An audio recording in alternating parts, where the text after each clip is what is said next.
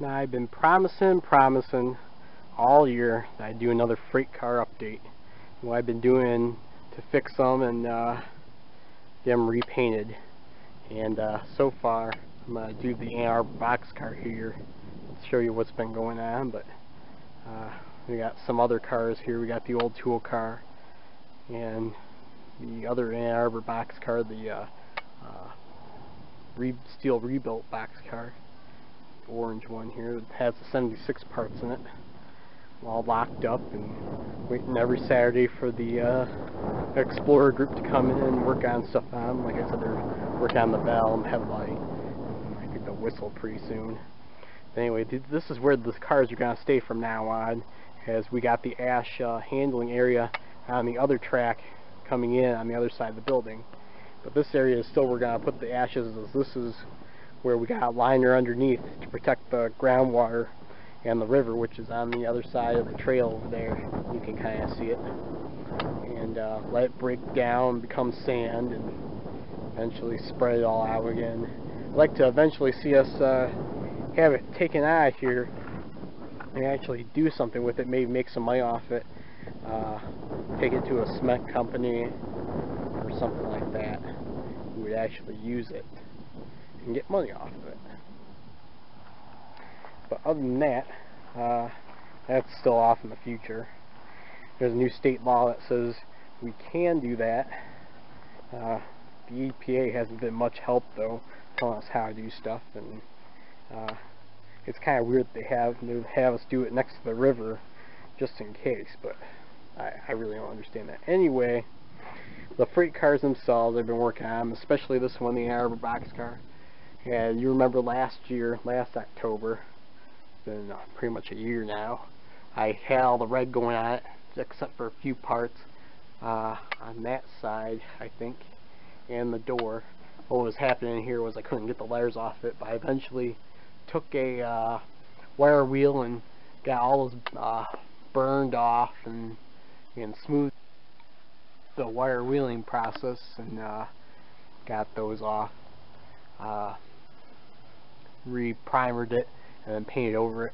Then I went over the whole thing again with another coat of paint and got it all nice. Had to clean it off again though. I redid the door, had to bondo a few spots on it that were pushed in or had holes in it. If you look closely here, you can see one had put a lot of bondo on it, and there's another one down there, and another one here in the door. If you look closely, not the best, but for what I had to do, it's a lot better. Here's another part right there. Look real close. But now I've gotten so far on it that I've even started to number it and letter it. I haven't got the letters on yet. This is just a simple taking your tape and measuring it out, measuring tape, and then putting the masking tape in the shape that you want. I had to shape out the numbers. The 3 needs a little bit more of a curve in the bottom portions here, just a little bit of an arc on both those to get it correct. Would do the 4 too, but I think that actually looks pretty good. Anyway, it needs another layer of paint on there. Line is fine, but we need to put the AA and another line above that there, and then it'll officially be ready to go out on the road, because all it needs is numbers and reporting marks on it. The other thing I've done is repainted the trucks. I cleaned them all off and painted them black like they're supposed to be, as the model shows. You can see in there, there's still some dirt in there, but those parts are okay. I even got the springs here pretty good, except for the ones on the inside, which aren't really reachable, but the main thing is the 2 big ones on the outside. Had to be careful of the covers, so that way they still work right. So once it dried off, I lifted them up and put them on there. I didn't primer the truck though. It says that you're supposed to, Rust-Oleum, that's the brand that I use. You're just supposed to be able to put it right over the rustiness, but I cleaned the truck off first, except for the inside, which is pretty hard to get to. But I used a wire wheel and got it all cleaned off, and a wire brush in the place that I couldn't really get to with the wire wheel, as you can see in there, and use that. This truck down here is actually pretty well finished. This one I just put the second coat on today. It was just warm enough to do that. This one I actually finished the second coat last week and put it on, and now it's all done. It looks pretty nice. Actually, I think it looks nicer than the other one, just based on how the light is shining on it. And if you didn't notice before, this car actually has the lid gaskets on it here that you see here, these rubber portions, and the other one has them too. I've cleaned them off, but I need to have the truck dry first before I put them on, so it'll probably be next week when I do that. It hasn't been very warm today, and it can't be below 50 degrees to do that, and right now it's getting close to 50, and it's only been painted for a couple hours, so it's going to take all night to dry on there. So just to be safe, I had to do it earlier. But you're not allowed to clean the wheels, that's against the law, but I'd like, well, paint the wheels, excuse me. I'd like to clean them off the rest of the way, degrease them, try and get that gunk off there, make sure the wheels are still okay. But right now the truck is all cleaned off and painted, so that way it's protected from anything. And back to the gaskets on here, I had to take them over to the parts washer and really clean them off. And just last weekend I took them home and put some tire shine on them, tried to protect them a little bit. There's some cracks in the one on the other truck. This one's got a little bit on the inside edge here, but for the most part they work okay. I tried to get as much of the paint in here as possible before I put them back on, but there's some dirt in there that I couldn't really get at. You can see some of the dirt there too on the hinge itself. But anyway, we look in here at the bearing and it looks pretty good. Some cobwebs forming though, as it's just been sitting out here for a while. Still some oil in the cotton pad. This one, since it's on, the track is going down this way, the oil has really gotten into the pad and really been soaked up pretty good, as you can see in there. On this one down here, there's going to be still some oil on the top, and you can still see some oil. Pad's pretty well saturated though, so it doesn't really make a difference. You might add some oil to it though before the car gets moved. So I've really taken my time and got it all going here. This past winter they moved these trucks and the other pit that was over here onto the track to get them out of the way, and they ended up bashing into the back end of the car here and really taking a hit on the cut lever. Just a couple weekends ago I had a couple of guys help me, and I got a car mover pole and we pushed the trucks out away from it, and I undid this, and it won't operate correct now. So this is looking like a heat and beat kind of a deal here, where we're gonna have to heat up that bend there and then bash it with a sledgehammer until it gets back into the correct shape to operate the coupler. This end here needs another coat of paint on it. You can see there's a part here that's kind of bubbled where it's just primer. I had to completely redo this end. It was chipping so badly, and took a wire wheel to it and got most of it off there, and I had to reprimer the whole thing. Pretty much had that done by Train Expo. Train Expo really cut into the time on these freight cars, getting them all ready to be protected, especially this car. This car only had one layer of paint on it before I started painting it last year, and that was my primer base, except where I removed the paint, like I said, on this end. Also the boarding here, which is for the for defect cards to be hammered on, I'm replacing that, so that I took one part off to get measured, and I got to take the rest of these out so that this back here can be primered and painted over. Like I said, the whole thing needs another coat on the end here. But yeah, it's really coming along. Hoping for a good weekend, next couple weekends, warm up like it did a little bit this afternoon. This side here is still the original that we had when it did that first photo chart back in 2007. It's only got the one layer of paint on it, and the decals on here are really coming off. Flag over here. So I made, instead of having to wait for decals and I've been promised and promised that they were going to be coming. I finally took it into my own hands to make new stencils for it. And they're actually going to be closer to the original because I got the model of the car in my toolbox, which I'll show you here. But I'm making stencils for the flag and the big letters here, at least. And these ones will, the little letters, lettering here will all come later. I'll probably do on this side like I did the other side, though. Just tape that off and paint in the lines. So that's how it is with that. Hopefully this car will be all finished next spring. But in here I got the model of the 1300 series boxcars. This one I think is Intermountain, and it's pretty good shape. But you can see the flag a little bit different than it was on the other side, so I'm thinking that they used something for a different series of cars. So I don't know, but it's pretty close. I mean, the paint's a little bit brighter on it than it should be, but that's what I get for going to the hardware store and having to get that paint. But it will probably last longer instead of dulling out. Here's the instructions I got made up for the stencils that I'm making. I'm making them out of cardboard, and I'll tape them up there and do the main part of that on the side of the car. I'm hoping to be done with this side at the end of this year. Well, at least before it gets too cold.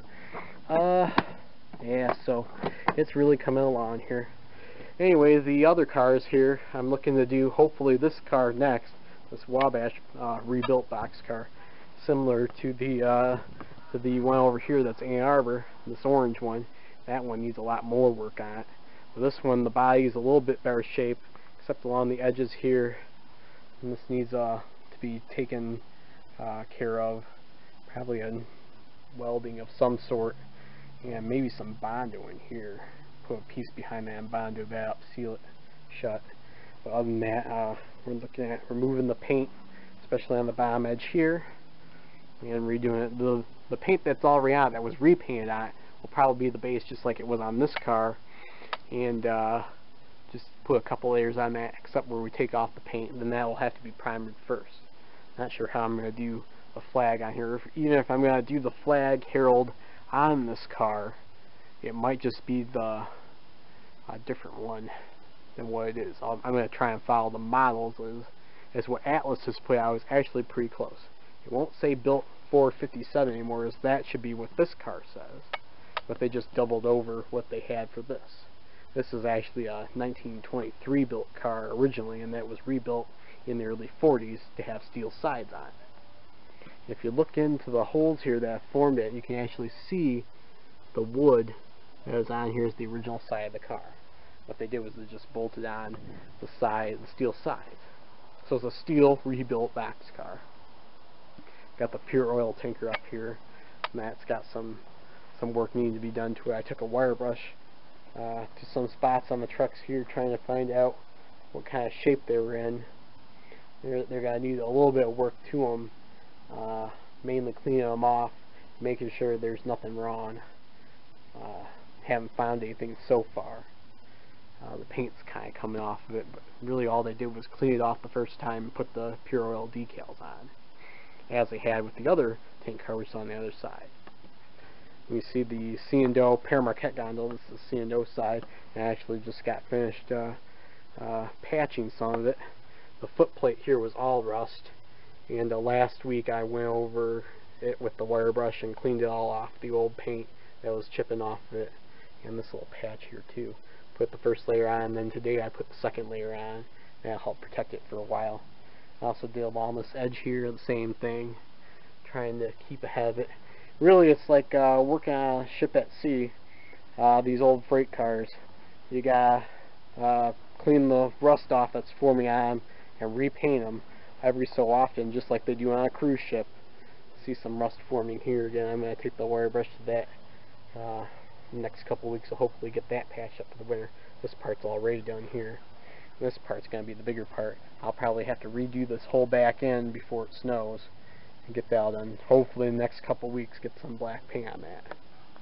Here's the other flat car that's got some of the machines on it from the old back shop there. Will be coming off, And just a matter of time. I already got one machine off of it. Ran over here to the Dow tanker. Get an update on that.